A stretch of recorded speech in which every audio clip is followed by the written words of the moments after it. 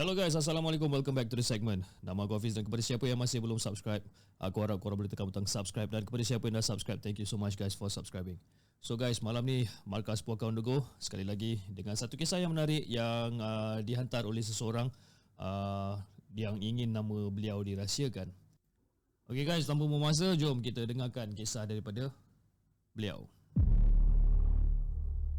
Apa yang aku nak paparkan ni adalah berkenaan dengan kejadian pelik ketika aku ditahan di ward hospital beberapa tahun yang lalu akibat tersimbah minyak panas.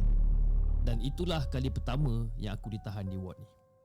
Dan aku tak pernah dengar lagi lah hospital tempat yang mana aku kena tahan ni dengan cerita-cerita hantu. Aku tak pernah dengar lagi. Yang aku tahu, hospital ni memang dah lama sangat wujud. Hospital ni pula dibina beberapa tahun selepas Perang Dunia Kedua lagi. Tapi tak ada pula aku dengar cerita-cerita pelik tentang hospital ni kan. Dan kalau korang tahu lah, bila kau kena tahan dekat ward kan, hari-hari yang berlalu semasa korang dekat ward ni memang orang kata agak membosankan lah. Tinggal dekat hospital hari-hari dengan tak ada pelawat dia.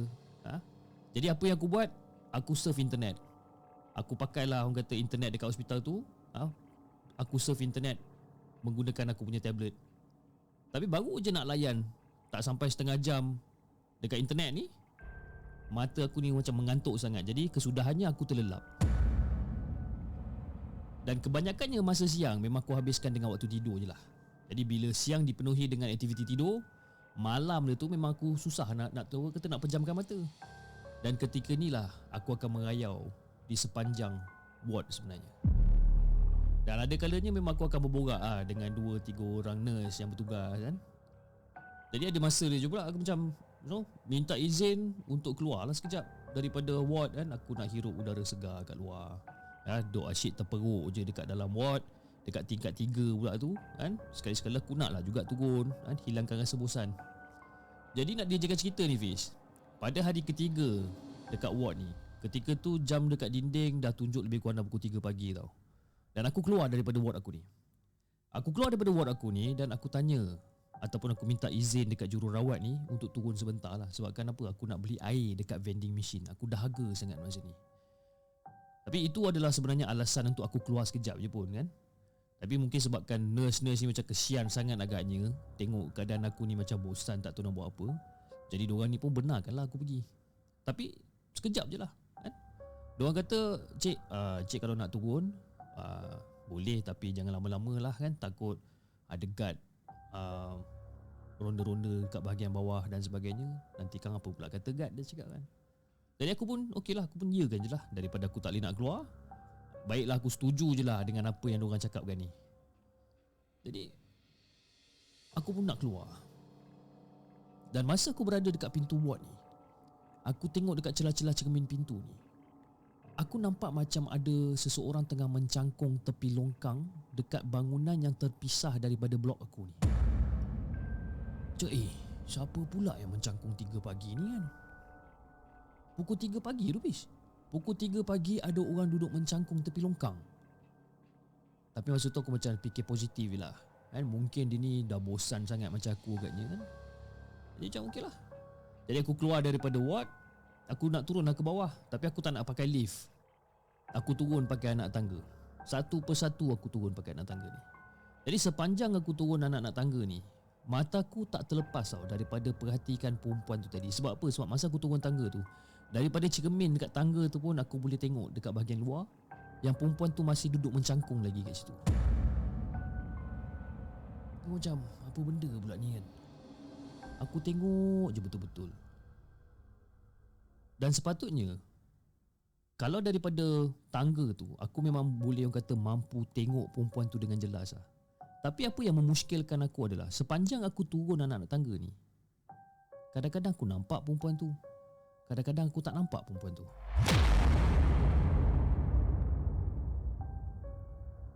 Dan bila aku dah sampai dekat ground floor masa tu, tiba-tiba aku tengok perempuan tu ada pergi kat situ, tetap juga dalam keadaan mencangkung. Tapi yang peliknya, perempuan tu dia tak pakai pakaian hospital macam aku tau. Tapi perempuan ni macam berpakaian serba putih.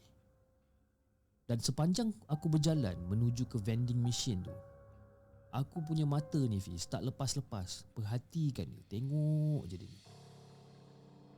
Dan berdasarkan pada position badan dengan kepala dia ni, aku rasa dia pun tengah perhatikan aku kot. Tapi wajah dia macam orang kata tak kelihatan jelas lah, kan? Terlindung dengan rambut dia yang lebat dan panjang masa tu. Dan secara tiba-tiba perempuan tu bangun tau Fiz. Dan bila perempuan tu bangun daripada keadaan dia yang mencangkung tu, dia bangun, dia punya badan Fiz, aku cakap kau, memang betul-betul tinggi Fiz badan dia. Dan ketika aku nak masukkan duit shilling dekat dalam vending machine tu, perempuan tu bangun dan aku macam terkejut lah. Dia punya badan ni punya tinggi, aku tak tahu lah macam mana nak cakap. Lebih kurang dalam 7 ke 8 meter lah lebih kurang. Masa tu Fiz, aku punya tangan dah menggeletar habis lah. Sampaikan aku tak sedar berapa keping duit shilling yang dah jatuh bertaburan kat lantai ni, aku tak sedar. Dan lepas pada tu, lepas aku nampak benda ni, aku terus berlari balik ke ward dan terus aku pergi duduk balik dekat katil aku tu. Dan sampai dekat katil aku tu, aku tak ada cerita banyak Fiz. Aku terus baring, aku terus tarik selimut. Dan after a while, ada seorang nurse ni datang dan tanya dengan aku macam, Cik ni kenapa cik mengambil berselubung macam ni? Ada apa-apa yang tak kena ke? Oh tak ada nurse, saya sejuk sikit lah, sebab itu saya berselubung dengan selimut macam ni. Aku jawab macam tu je. Dan habis bertanya je, jururawat tu berbelah. Dan aku terus berselubung muka aku ni dengan selimut sambil ingat balik apa benda yang aku nampak tadi tu. Kalau tinggi dia sama macam pokok yang juga sama tinggi dengan bumbung bangunan setingkat sebelah dia, memang sah lah orang kata perempuan tu bukan manusia Fiz. Memang sah bukan manusia cakap. Dan masa yang tu aku tarik balik orang kata selimut aku, tarik ke bawah sedikit. Sebab kan aku rasa macam agak panas kan, aku tarik selimut aku ke bawah sikit. Dan bila aku tengok pesakit-pesakit lain dekat katil yang sebelah ni, semua dah nyenyak tidur Fiz. Nyenyak tidur diorang ni. Jadi dalam keadaan aku memerhatikan sekeliling, secara tiba-tiba mata aku tertumpu di bahagian atas tingkap yang bertentangan dengan katil aku. Dan bila mata aku tertumpu kat situ Fiz, aku nampak perempuan tadi tu tengah tenung aku Fiz. Memang terasa lemah longlai. Segala sendi-sendi aku ni, lutut aku ni semua lembik Fiz. Dan nasib baik ketika tu, masa tu aku masih baring kat katil lagi. Kalau aku berdiri memang tak mustahil lah kalau aku macam tergulik, jatuh dan sebagainya. Jadi apa pun lagi, aku tak ada cerita banyak. Aku terus lari keluar. Aku menjerit sekuat hati masa tu. Aku menjerit-jerit sekuat hati. Dan jeritan aku tu membuatkan sebahagian daripada pesakit yang tengah tidur nyenyak ni semua terjaga masa tu. Dan bila nurse dengar aku menjerit ni, diorang pun bergegas lah, bergegas lagi untuk dapatkan aku masa ni. Dan pesakit yang tersedar hanya memerhatikan daripada katil masing-masing dengan rasa pelik. Macam apa hal kan, tiba-tiba aku macam nak menjerit bagai. Jadi apa yang aku nampak, aku bagi tahu kat jururawat tu, aku bagi tahu kat nurse tu. Tapi bila aku bagi tahu dekat nurse ni kan, aku cakap lah yang aku nampak perempuan ni mencangkung, aku nampak dia berdiri dalam keadaan yang sangat tinggi dan sebagainya itu ni. Macam-macam benda aku cakap dengan diorang ni. Tapi diorang ni seolah-olah macam tak heran langsung dengan cerita aku ni.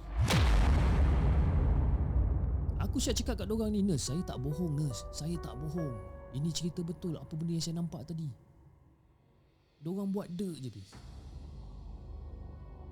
Mungkin keadaan aku dalam masa tu masih demam, tapi aku tak mereka-reka cerita yang bukan-bukan tau. Jadi sampai satu point tu aku macam okey lah, diorang nak percaya ke, diorang tak nak percaya ke, lantak diorang lah. Bagi yang mengalaminya sendiri, aku 100% percaya apa benda yang aku lihat tu adalah benar dan nyata. Tapi itulah, bila aku cerita balik kat orang kata, ramai orang kata itu hantu galah. Pertama, kalau manusia biasa, tak mungkin tingginya sama paras dengan bumbung bangunan setingkat tu. Itu yang pertama. Yang kedua, kalau dia manusia, tak mungkin dia boleh berdiri luar tingkap dekat tingkat yang ketiga. Sebab kat tingkat ketiga tu, orang kata macam dia tak ada beranda ke apa ke, mana ada. Jadi macam mana perempuan tu boleh berada dekat tingkat 3, betul tak? Dan aku masih lagi trauma dengan kejadian tu. Bertambah peranjat apabila beberapa hari kemudian seorang kakak sepupu bercerita bahawa keadaan yang aku alami tu bukanlah kali pertama kat situ. Cerita yang sama ternampak perempuan tinggi di sebelah bangunan setingkat dekat hospital tu. Dan kakak sepupu aku yang bekerja tak jauh daripada hospital tu, dia pun ada cerita juga bahawa bangunan tempat perempuan tu berdiri sebenarnya adalah bilik mayat, Fiz. Macam aduh, bilik mayat ke kan? Patutlah aku rasa macam ada sesuatu benda yang tak kena dengan bangunan tu. Dan patutlah orang kata reaksi muka-muka nurse masa aku menceritakan ni seolah-olah macam tak heran. Mungkin disebabkan ramai juga pesakit-pesakit lain macam aku yang pernah alami benda-benda macam ni.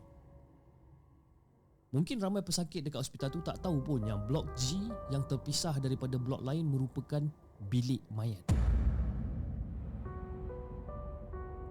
Tapi aku pelik, Fiz,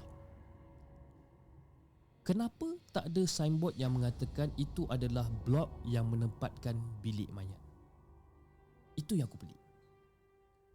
Banyak lagi lah orang kata kisah-kisah seram yang berlaku dekat hospital ni sebenarnya. Kakak sepupu aku kata memang ada signboard, tapi terlindung di sebalik pokok yang berada dekat bahagian depan. Tapi itulah, tak perlulah aku nak nyatakan kat mana hospital ni ataupun dekat mana tempat kejadian ni berlaku. Cukuplah untuk aku katakan bahawa ini adalah sebuah hospital lama dan masih berfungsi sehingga hari ini. Jadi Fiz, terima kasih sebab sudi bacakan cerita aku ni, dan aku harap cerita ni sedikit sebanyak dapat menyeramkan malam korang. So guys, itu dia guys, cerita berkenaan dengan hantu galah. Hantu galah, kita jarang dengar cerita pasal hantu galah kan. Yang selalu kita dengar cerita pasal pocong, pontianak, penanggal, you know. Hantu galah ni memang kita jarang dengar. Tapi itulah, dulu ada orang pernah ceritakan kat saya yang pasal hantu galah ni. Dia kata kalau katalah kita nampak hantu galah ni, jangan kita pandang ke atas. Sebab apa? The moment kita pandang ke atas, dia akan kepakkan kepala kita. Betul ke? Aku pun tak berapa pasti lah. Anyway guys, itulah orang kata kisah yang saya ingin kongsikan dengan anda semua di Markas Puaka on the Go. Dan jika anda lihat sekarang di skrin anda, masa ni saya tengah berjalan di satu kawasan yang agak gelap. Bukan kata agak gelap, memang gelap tempat ni. Memang jenis yang tak ada lampu cahaya jalan pun. Lampu jalan pun tak ada, apa benda pun tak ada, kereta pun tak ada lalu lalang kat sini. Tapi saya tak berapa ingat kat mana kawasan ni. Masa ni bira saya yang bawa. Dia kata, "Fiz, kau nak pergi tak jalan-jalan gelap ni kan? Kalau nak jom, aku bawakan kau." Jadi dia pun bawakan lah kan. Jadi masa saya lalu dekat kawasan ni, masa tu jam menunjukkan lebih kurang dalam pukul 2:30 pagi macam tu kan. Dan hanya kita berdua je, saya dengan bira saya, duk jalan untuk rekod footage di kawasan gelap ni. Tapi guys, dia punya vibe ataupun dia punya perasaan masa saya berjalan dekat kawasan ni, seriously, dia ada satu perasaan yang seolah-olah macam kita diperhatikan daripada mula perjalanan sampailah pengakhir jalan kawasan gelap. Tapi tak apalah guys, InsyaAllah mungkin kita akan berjumpa lagi di lain episod di Markas Puaka on the Go dengan lebih banyak kisah-kisah seram yang saya mungkin boleh kongsikan dengan anda. Dan jika anda mempunyai kisah seram yang anda ingin kongsikan, anda boleh hantar email kepada kami di hellosegment@gmail.com ataupun anda boleh DM saya di Instagram @hellosegment. Okay guys, saya rasa itu saja untuk malam ini. Jangan lupa like, share dan subscribe channel The Segment. Dan insyaAllah kita akan jumpa lagi on the next coming episode. Assalamualaikum.